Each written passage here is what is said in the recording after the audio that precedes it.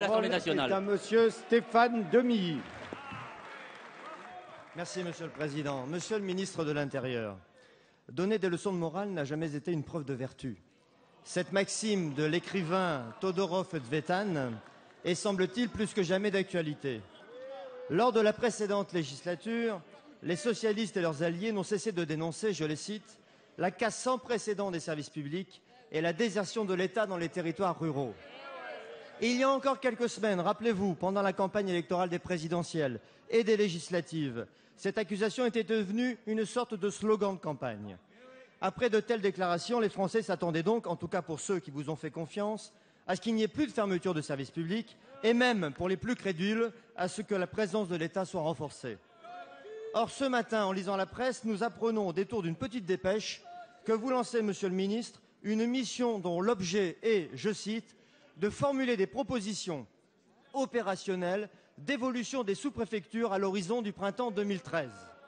Une jolie phrase administrative qui n'augure rien de bon pour un certain nombre de territoires pour qui les sous-préfectures sont pourtant le premier échelon de proximité et d'autorité de l'État.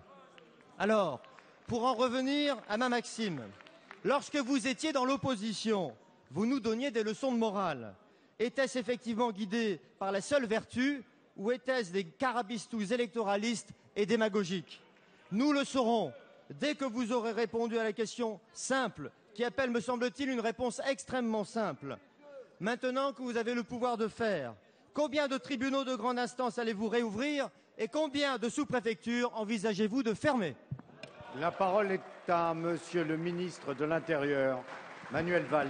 Monsieur le Président, Mesdames et Messieurs les députés, Monsieur le député, vous qui, avec votre majorité, avez détruit des emplois dans l'éducation nationale, vous qui, avec votre majorité, avez détruit des emplois dans les forces de l'ordre, police et gendarmerie, vous qui avez fermé les tribunaux tels que vous venez de le rappeler, vous qui n'avez eu de cesse d'affaiblir l'État et les services publics, vous venez nous faire un procès ici à propos des sous-préfectures. Nous souhaitons tout simplement, comme le comité interministériel l'a indiqué hier avec le Premier ministre, rénover l'action publique. Et parce que précisément il faut le temps de l'analyse et de la concertation, il y a à la fois la mission nécessaire pour que précisément on puisse me faire un certain nombre de propositions et pour que les préfets eux-mêmes puissent travailler sur la carte des arrondissements et des sous-préfectures avec un seul objectif, faire en sorte que cette action publique, que l'action de l'État soit efficace et que nos citoyens, et notamment les territoires qui se sentent délaissés, soient davantage protégés. Nous nous engageons à protéger ces territoires que vous avez abandonnés, qu'ils soient ruraux, semi-urbains ou urbains, alors que vous les avez délaissés.